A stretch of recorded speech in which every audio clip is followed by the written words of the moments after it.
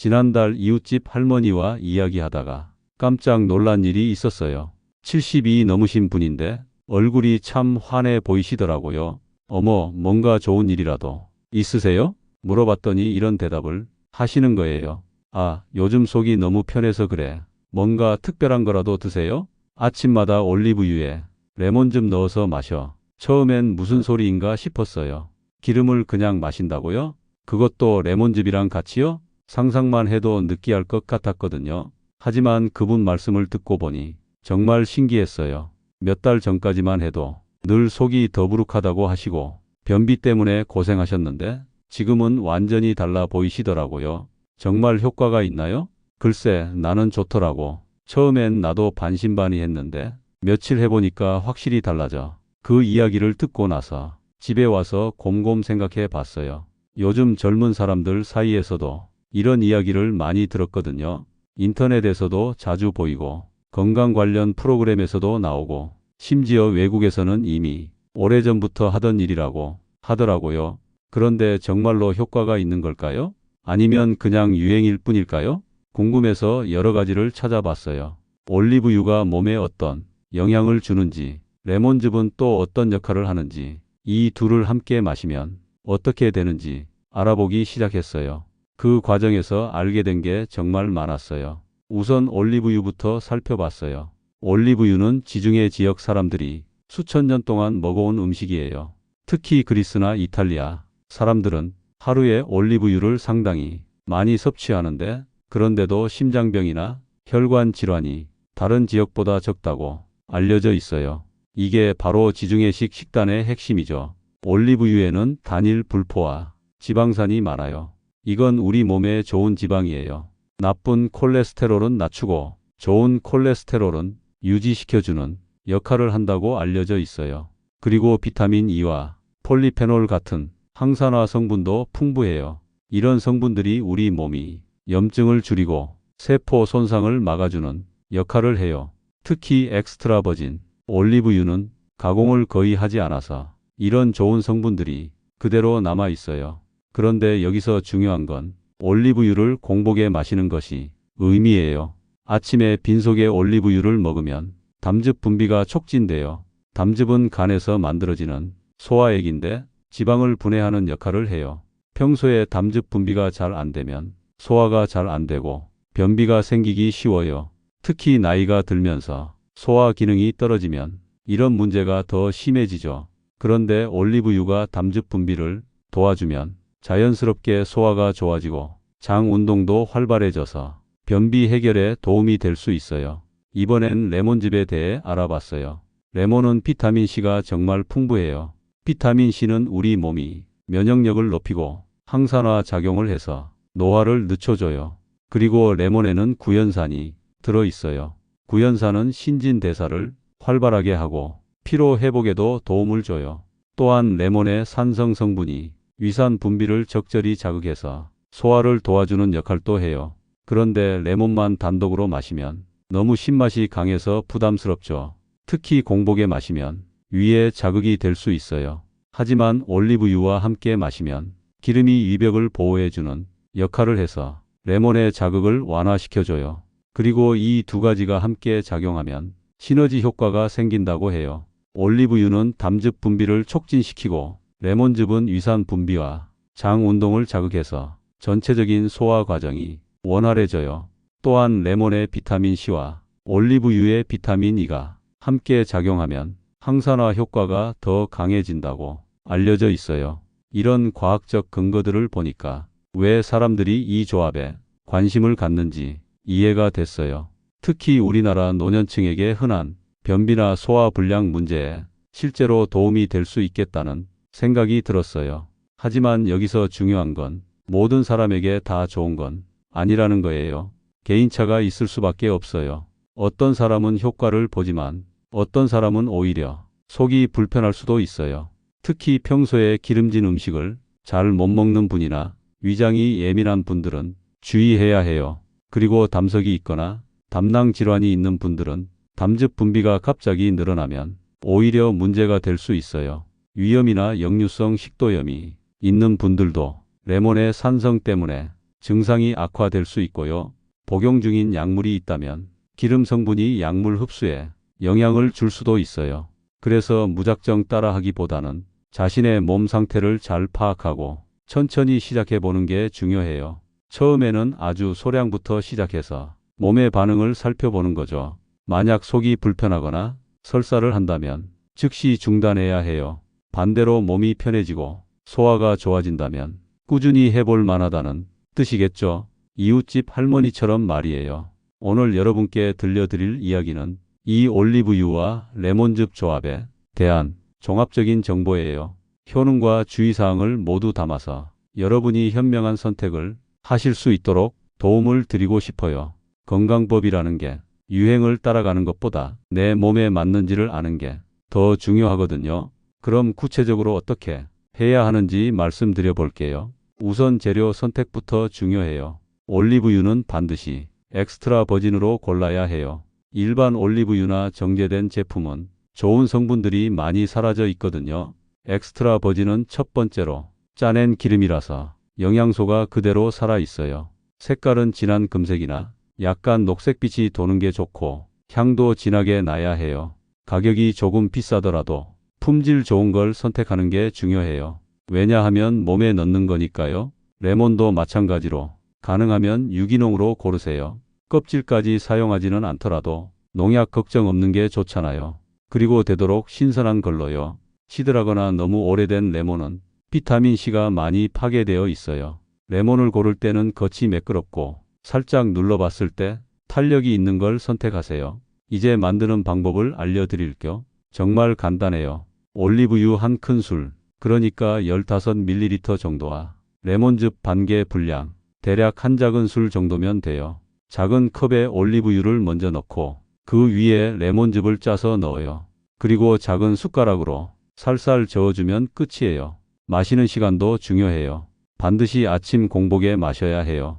일어나서 양치질을 하고 다른 건 아무것도 먹기 전에 이걸 먼저 마시는 거예요. 그리고 마신 후에는 최소 30분은 기다렸다가 아침 식사를 하세요. 이 시간이 중요한 이유는 올리브유와 레몬즙이 우리 몸에서 작용할 시간을 주는 거거든요. 담즙 분비도 촉진시키고 위와 장을 준비시키는 시간이에요. 처음 시작할 때는 양을 절반으로 줄이세요. 올리브유 반 큰술, 레몬즙도 몇 방울만 넣어서 일주일 정도 해보는 거예요. 몸이 적응하면 서서히 양을 늘려가면 돼요.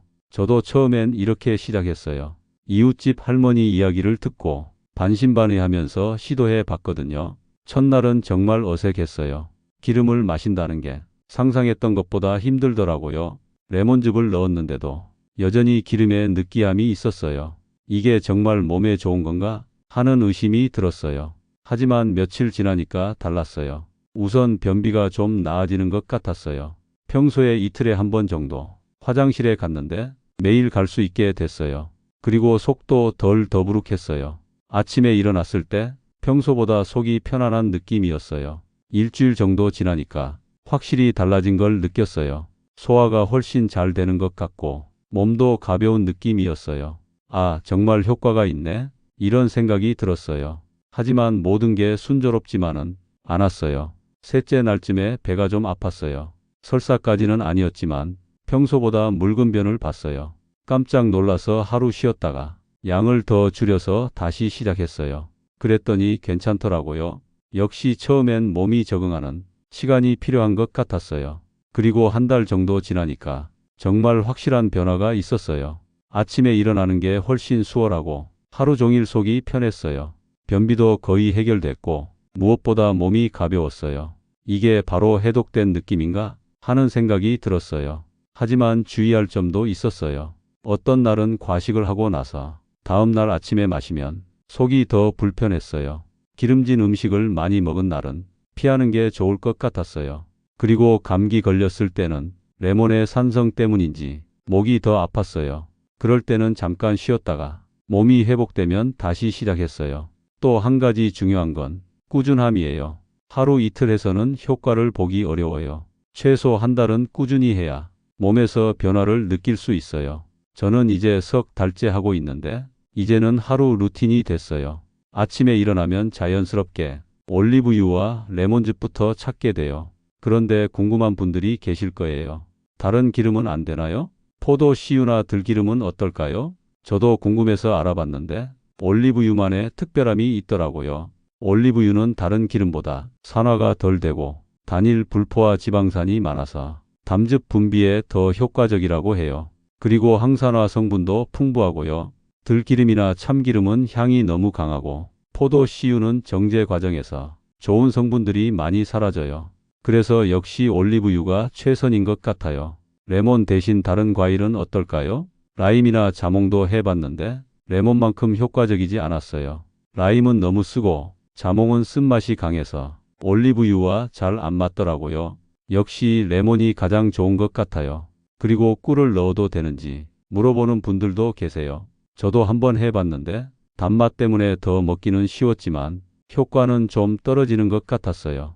아무래도 당분이 들어가면 공복 상태의 의미가 좀 달라지죠. 그래서 그냥 올리브유와 레몬즙만 넣는 게 좋을 것 같아요. 시간대도 중요해요. 저녁에 마시면 어떨까 해서 한번 해봤는데 잠이 잘 안 오더라고요. 아무래도 레몬의 산성 성분이 각성 효과가 있는 것 같아요.